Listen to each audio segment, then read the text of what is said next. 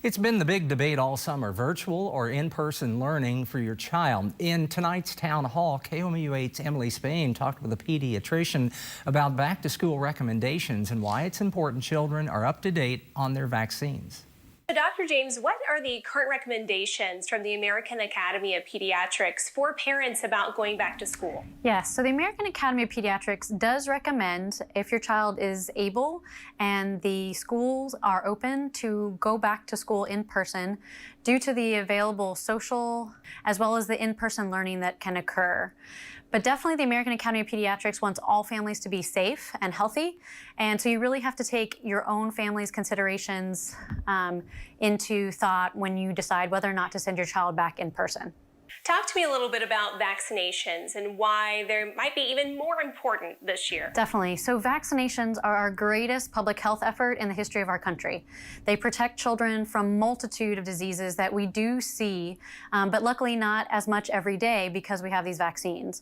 So unfortunately, during the COVID pandemic, for various reasons, there were definitely a decline in how many children were vaccinated in our country. So with that comes the risk that some of these diseases that we don't typically see will have a rise.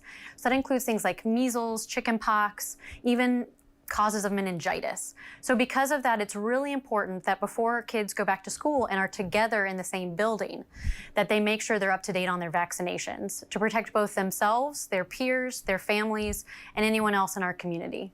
What other steps can parents take at home right now for preparing their children for having a good mindset about going back to school this year?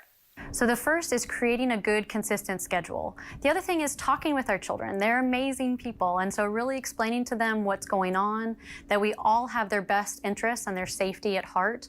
Also realize that as parents, we have our own anxieties, and that's very understandable in these really trying times. And then also reaching out when we need that help to programs such as the MU Bridge program, where children and families can get counseling and other services that they need.